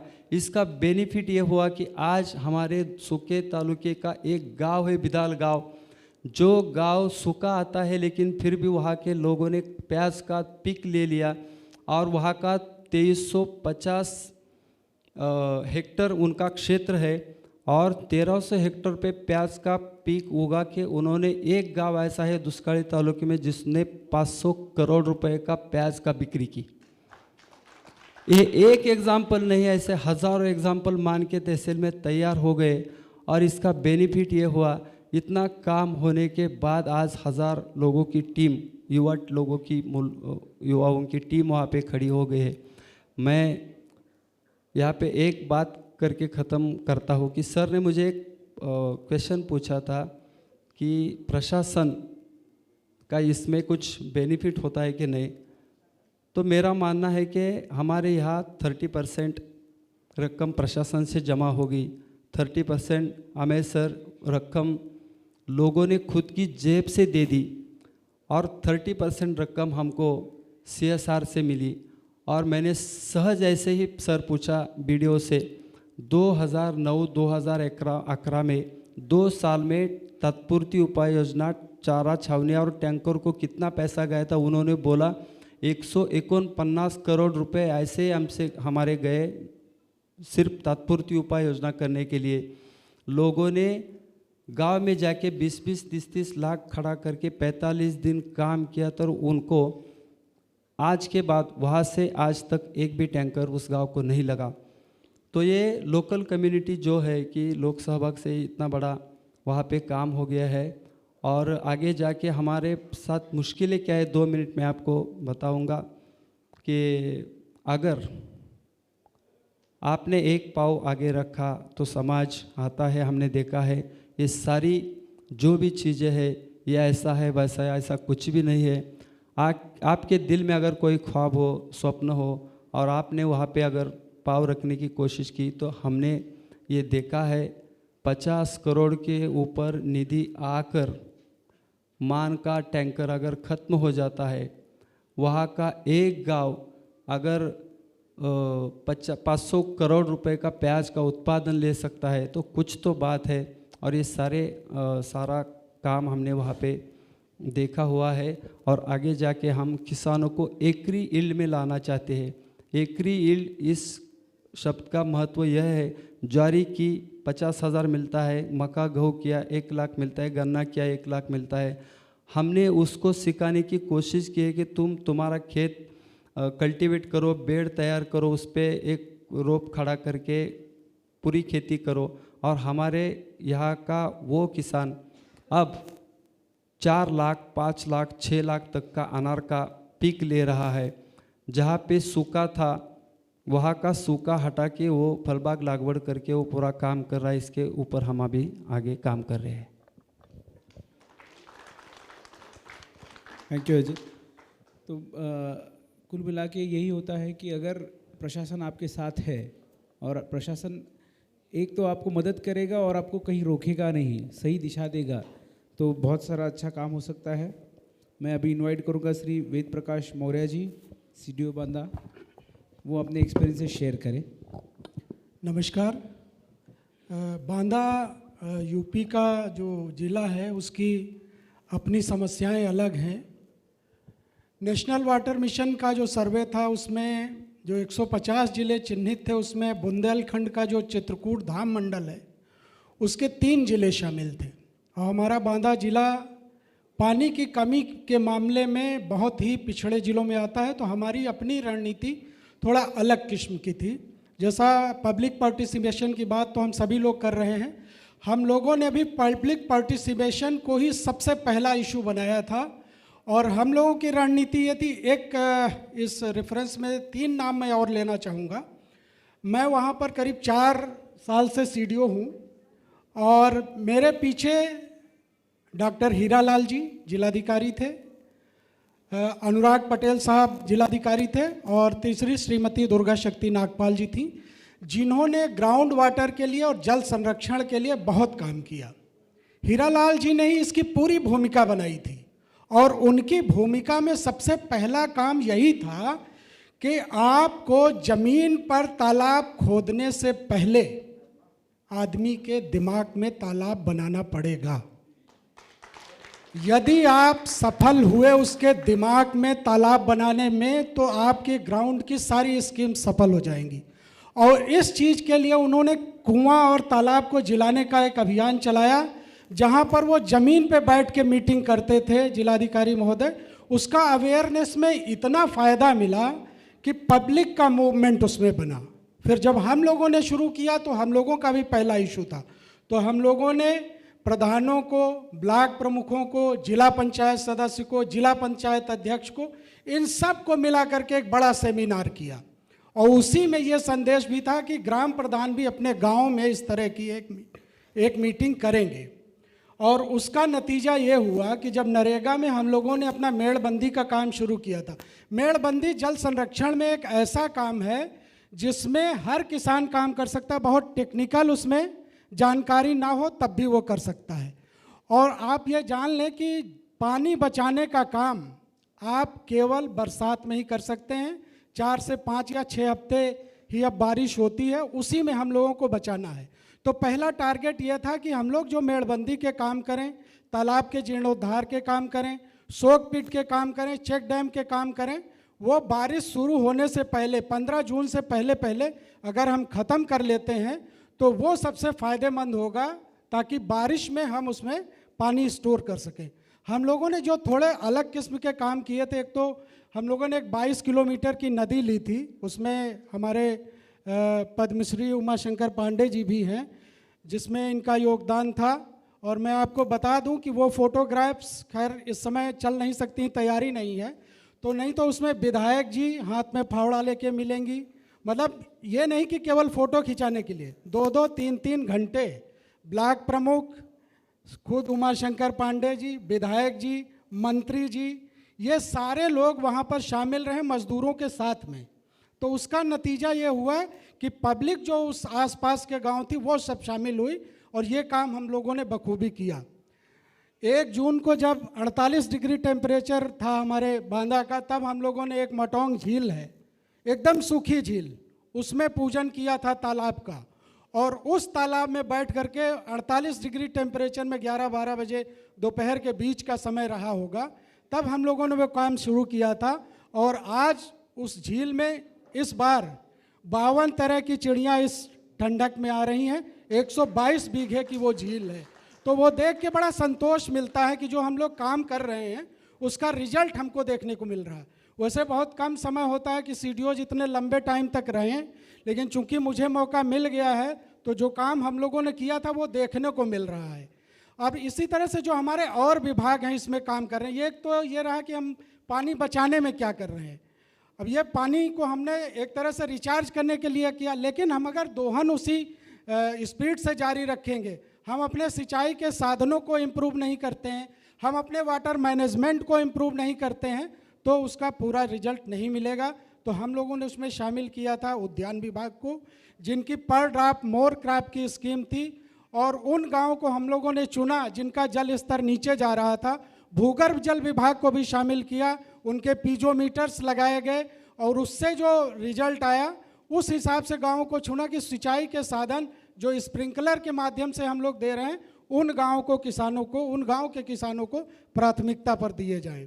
तो ये कार्यक्रम करके हम लोग इसमें बचा सकते हैं। और आपको मैं बताऊं कि जो 21-22 का जो आंकड़ा है एग्रीकल्चर का, उसके हिसाब से देखें तो इन 2 सालों में 21-22 से लेकर के 23-24 तक करीब 40,000 हेक्टेयर भूमि में हमारा कृषि का आच्छादन बढ़ा है।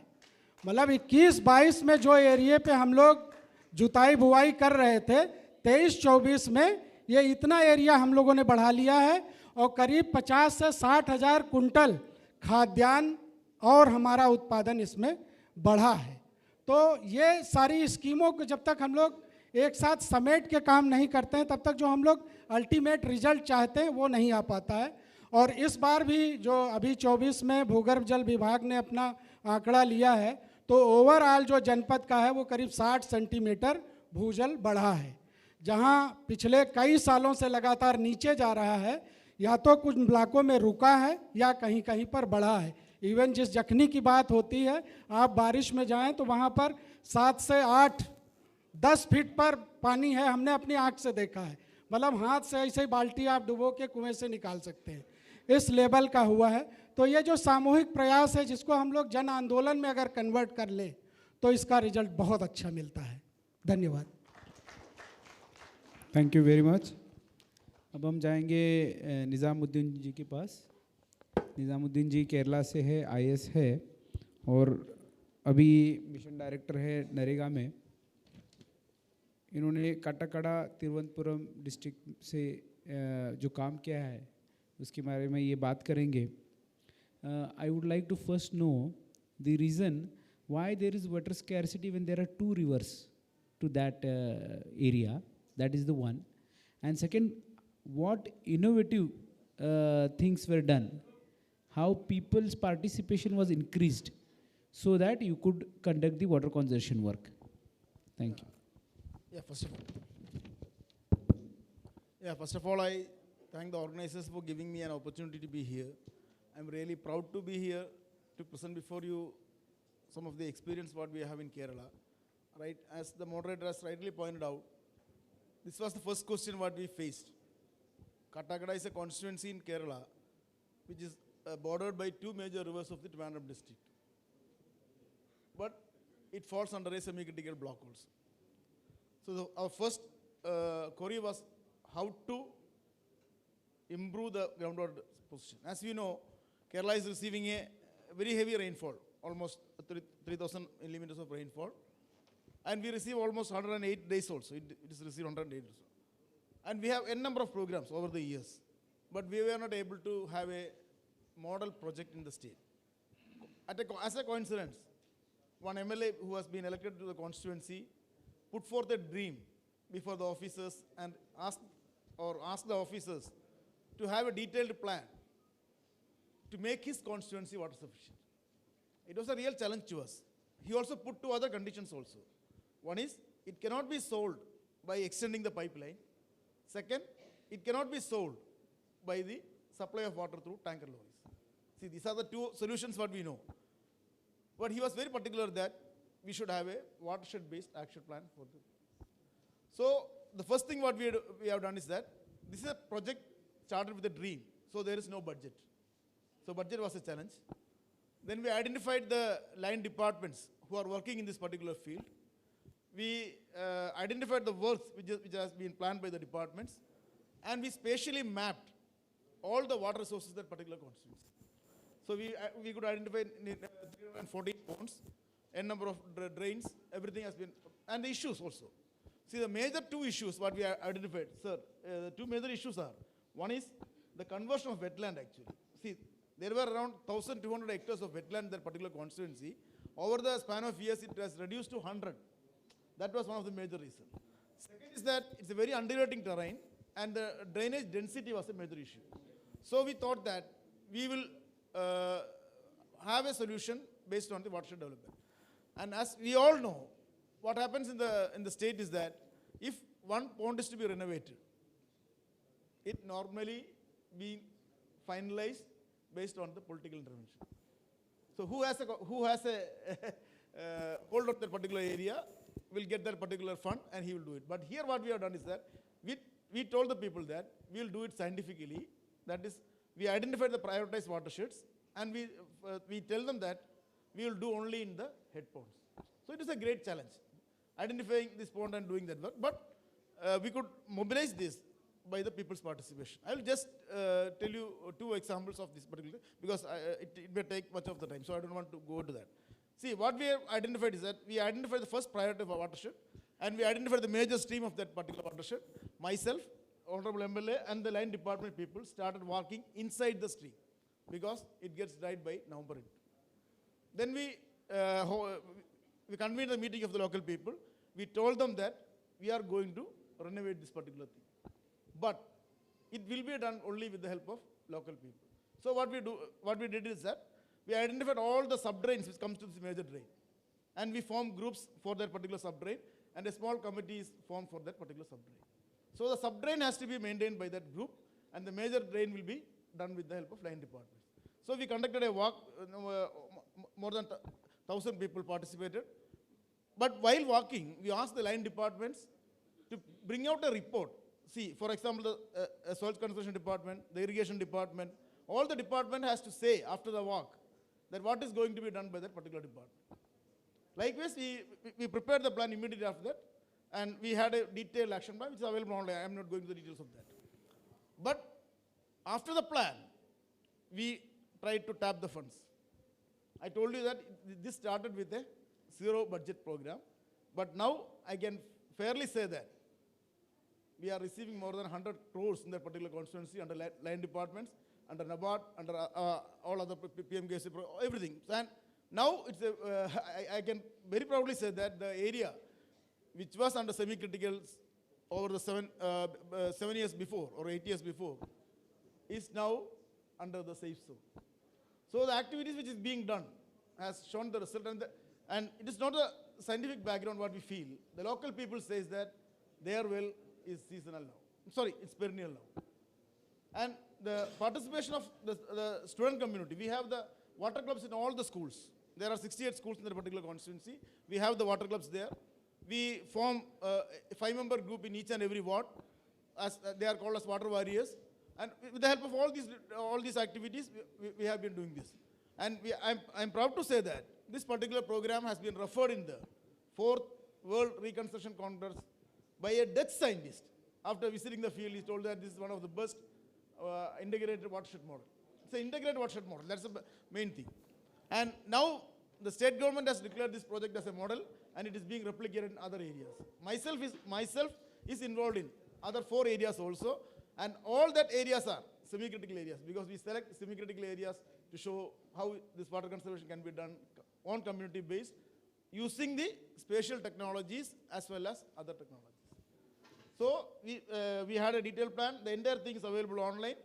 All the departments can see which work is taken during this year, and so that the duplication is avoided, the transparency induced, and also the cooperation of all the departments was. So what we feel is that, what we feel after the practice of 7 years is that if we had an integrated plan, that too in a transparent manner, prepared based on the spatial technologies, we will be able to do it. And the people's participation can be ensured by showing result to them. And one of the best things what we have done is that we are conducting water parliament every year for the students in their constituency, and also with the water assemblies in all the Gram Panchayats, so that the student community is always with this particular program. So because of that, we are able to, I will just say one example. How we catch the students. See, our question was that if you go out of the house and it rains. How will you open the umbrella? Normally they say that they open the umbrella so that. So we told them that if you are opening the umbrella, you are giving a message to the local others that you are trying to avoid the rain, which is falling on your head. So why can't you open the umbrella in the reverse order? The people will laugh. But we told them that if you have a message on that, the rainwater which is falling over your head can be collected with a small umbrella which you are having, so that this message will be taken forward, and the rainwater falling on the house can be collected in the house itself. The rainwater falling on a plot will be collected there. The water shall. So now, when the local people, the students see me in the meeting, they will say that the sir has come with a reverse umbrella. So that itself is a message which has been given to the local community, and whereby we are able to handhold all the student community, the youth, as well as the women community also. So we are having a good result on that particular area. Excellent work, Nizamuddin ji. You have brought a lot of innovation and community participation, water warriors, water assembly, water parliament. These are the excellent initiatives to educate people. Thank you very much. हमारे साथ अनिल कुमार पांडे जी है, जो joint commissioner रहे मनरेगा में. यहाँ पे हमने देखा कि यूपी से हमारे साथ डिस्ट्रिक्ट कलेक्टर्स, डीएम्स, सीडीओज है, और इन्होंने वाटर कंजर्वेशन में काफ़ी सारा काम किया है. तो मैं पांडे जी आपसे ये जानना चाहता हूँ कि मनरेगा का क्या रोल रहा है इस वाटर कंजर्वेशन प्रोजेक्ट्स में. Thank you sir. सबसे पहले तो सभी ऑडियंस को नमस्कार. हमारे सामने honourable Padmashri awardees Pandey ji, अनसम्मानित dignitaries और सम्मानित मंच. मैं तो फॉर्चुनेट हूँ कि यूपी से हमारे डीएम साहब उन्नाव, सीडू साहब गाजियाबाद, सीडू साहब बांदा और डीएम साहब भागलपुर भी उन्होंने पार्टिसिपेट किया. और फॉर्चुनेटली केरला से भी हमारे एमडी साहब जो है वो नरेगा ही देख रहे हैं. नरेगा पे मैं यही कहना चाहूँगा कि नरेगा थोड़ा सा निगेटिव जो एस्पेक्ट डीएम साहब भागलपुर ने लिया था, ठीक है, उसका एक निगेटिविटी है, लेकिन नरेगा ने बहुत बड़ा रोल अदा किया है आपके इस वाटर कंजर्वेशन में और डिफरेंट एक्टिविटीज़ में जो भी वाटर कंजर्वेशन से रिलेटेड हैं. मैं एक पीपीटी भी आपको अभी डिस्प्ले कराऊंगा जिसमें कि यूपी क्या स्थिति रही है. नरेगा में हम हमेशा ही तैयार रहते हैं कि कन्वर्जेंस में हम कहीं भी हम नरेगा को यूज़ कर सकते हैं. हम बाकी नरेगा के प्रोसेस में नहीं जाएंगे, उस पर डीएम साहब ने और सीडो साहब ने काफ़ी डिटेल से डाला है. नरेगा के पास एक तो फंड की कोई कमी नहीं है. हम हमेशा तैयार हैं कि कन्वर्जेंस हमसे लीजिए आप. कन्वर्जेंस में मैं आपको वेज कंपोनेंट जो है वो पूरा हम आपको नरेगा से देने को तैयार हैं. लेकिन मैं ये भी बताऊं कि चूँकि नरेगा की कुछ कंडीशंस हैं, उसके जो मजदूर होते हैं, जॉब कार्ड होल्डर्स होते हैं, उसकी फॉर्मेलिटीज़ पूरी करनी होती है, इसलिए काफ़ी कन्वर्जन डिपार्टमेंट उस नरेगा को लेना भी नहीं चाहते. वो अपने ही लेबर से अपना काम कराना चाहते हैं. लेकिन फिर भी गवर्नमेंट ऑफ इंडिया से और हम लोग स्टेट गवर्नमेंट में लगातार हैमर कर रहे हैं कि कन्वर्जेंस में हमारा नरेगा का पार्ट बढ़े. और आपको ये भी मैं बताऊं कि कई ऐसे डिपार्टमेंट हैं जो कि रूरल एरियाज़ में पता चला कि नरेगा से ही मैक्सिमम काम हो रहा है.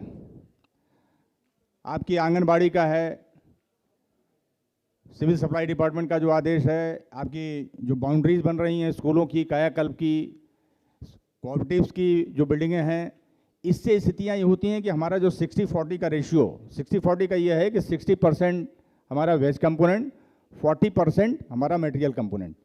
लेकिन इन डिपार्टमेंट के जो टोटल वर्क लिए जा रहे हैं उससे हमारा 60-40 का रेशियो डेविएट होता है, जिसके कारण जो नरेगा का कोर वर्क्स है, विलेज का इंफ्रास्ट्रक्चर डेवलपमेंट और ये आपकी वाटर कंजर्वेशन की एक्टिविटीज़ जिसमें हम मैक्सिमम काम करते हैं, किए हैं, उसको हम अभी उतने गति से नहीं कर पा रहे हैं. इसके बावजूद मैं बताऊंगा आपको, यूपी में आज की तारीख में 18,000 से ऊपर हम लोगों ने सरोवरों का निर्माण किया है, जो पूरे कंट्री में यूपी नंबर 1 पे है. सेकंड स्टेट जो आता है वो एमपी है, जो कि 6000 अमृत सरोवर पे हैं। हमारी संख्या में उनकी संख्या में ये 12,000 का डिफरेंस है अमृत सरोवर में, जो कि एक वाटर कंजर्वेशन में, वाटर रिचार्जिंग में बहुत बड़ा रोल है, और वो नरेगा का ही कंपोनेंट है। मैं आपको, चूंकि मुझे मौका मिला था इन एक सीडो की कैपेसिटी में बुंदेलखंड में काम करने का, नदियों के पुनरुद्धार में नरेगा के कंपोनेंट से इतने मैंने काम करवाए कि आपको बताऊं कि वहाँ की स्थितियाँ ये थीं कि बच्चों की, मतलब गरीबी इस कंडीशन थी कि लोगों के पास खेत थे लेकिन साधन पानी का उनके पास नहीं था, और बिल्कुल वो ज़मीनें वैसे ही रह जाती थी, और साल भर में शायद एक आध वो फसल बो पाते थे। उनके बच्चों की शादियां तक नहीं होती थीं। लेकिन इसी नदियों के पुनरुद्धार, इन वाटर कंजर्वेशन में आपका तालाबों का निर्माण, अब वहाँ पर बुंदेलखंड में जल जीवन मिशन का भी बहुत बड़ा काम हुआ। लेकिन जल जीवन मिशन का काम तो अब आया है 2-3 साल से, उसके पहले पूरा ललितपुर जनपद यूपी का डैम पर डिपेंड था। वहाँ 15-16 डैम हैं जिससे कि वो जनपद बचा हुआ है। इनके पैरेलल में इस वाटर कंजर्वेशन के वर्क को हम लोगों ने तालाब से, चेक डैम से, अटल भूजल में भी आपका, हमारा बुंदेलखंड के 10 जिले हैं उसमें भी एक ललितपुर था, ये डिफरेंट टाइप की सभी हम लोगों ने नरेगा से काम करवाया। और स्थिति ये थी कि आपका कैचमेंट एरिया, आपके जो कुएं थे उनकी रिचार्जिंग, वहाँ पर हैंडपम्प बहुत कम है, बहुत ही कम है। नलकूप वगैरह तो शायद एक आध हैं जो सरकारी वो बने हुए हैं। पूरा का पूरी कम्युनिटी, मैक्सिमम पॉपुलेशन डिपेंड रहती थी इसी आपके कुओं पे, डैम पे और इन तालाबों पे। उन गाँव में कुछ काम जो अच्छे हुए थे तालाबों के, उसमें फिल्ट्रेशन चैम्बर से लेके पानी के शुद्धता को देखते हुए कई उसमें मैंने काम करवाया था गांव में। उनको दिखाने के लिए मैं पांडे जी को मैं ले आया था, मुझे सौभाग्य मिला था और उस गांव में मैं इनको ले गया था। तो कहने का मतलब कि जो नरेगा का कंपोनेंट है उस काफ़ी प्रॉपर है, हम हमेशा तैयार हैं उसको, आप कन्वर्जेंस के तहत आप उसमें आइए, पैसे की कोई कमी नहीं है। और नरेगा की जो डिफरेंट एक्टिविटीज़ हमारे इन्हीं डीएम साहबान, सीडो साहबान के द्वारा जो की गई है, वो मैं अभी आपको एक पीपीटी डिस्प्ले करूंगा। और कोरोना पीरियड में मैं ये समझता हूं कि अगर लाइवलीहुड को किसी ने बचाया है तो वो नरेगा ने बचाया है। 1.5-2 साल जो कोरोना का पीक चला, उसमें उस लाइवलीहुड एक्टिविटीज़, उस गरीब मजदूर को जिंदा रखने के लिए नरेगा ही बेस बनी थी। इसलिए नरेगा के रिस्पेक्ट में मैं ये कह सकता हूं कि एक बहुत बड़ा रोल इसने अदा किया है। हाँ, निगेटिविटी सभी स्कीम में है, उसमें भी है निगेटिविटी, लेकिन निगेटिविटी उस पॉजिटिविटी से बहुत ही कम है। तो मैं ज़्यादा समय न लेते हुए मैं पीपीटी अपनी डिस्प्ले कर दूंगा, और सभी हमारे जो डीएम साहबान हैं, सीडो साहबान, उनका धन्यवाद, आभार व्यक्त करूंगा कि जो हम लोगों की जो नरेगा की जो एक्टिविटीज़ हैं उसको हम लोग और ज़्यादा उसको फैला रहे हैं और यूपी को एक रिस्पेक्टेबल पोजीशन में इस कंट्री में दे रहे हैं। Thank you.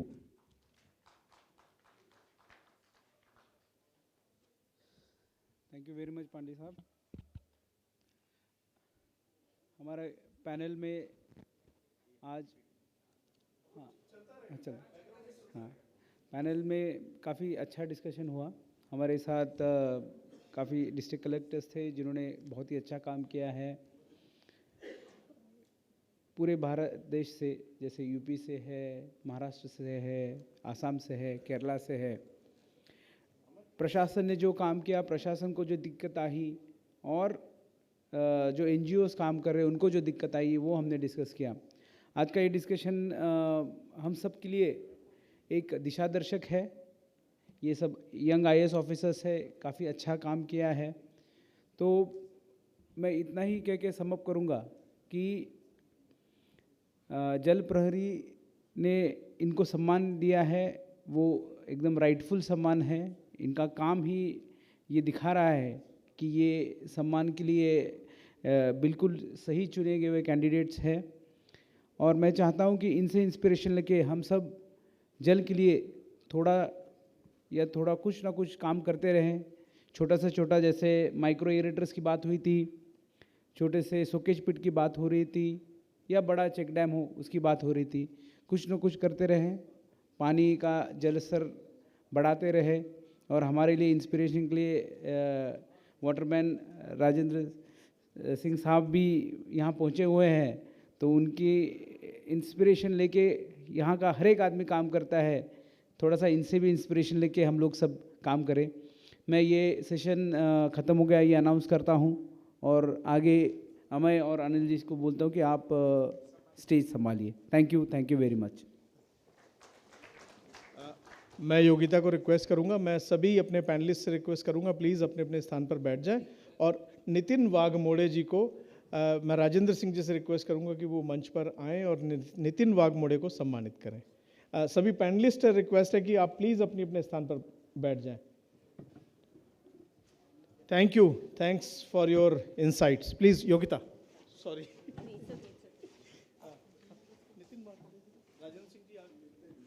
सर नमस्ते। एक बार जोरदार तालियां राजेंद्र सिंह जी के लिए प्लीज।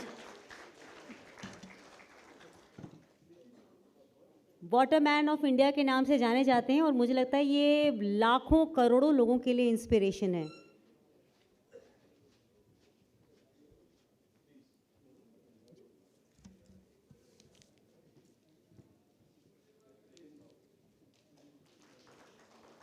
ये हमारी तरफ से धन्यवाद कहने का एक खूबसूरत सा तरीका है। थैंक यू सर, आपने कार्यक्रम को बहुत ही खूबसूरत तरीके से निभाया। Thank you very much for being a part.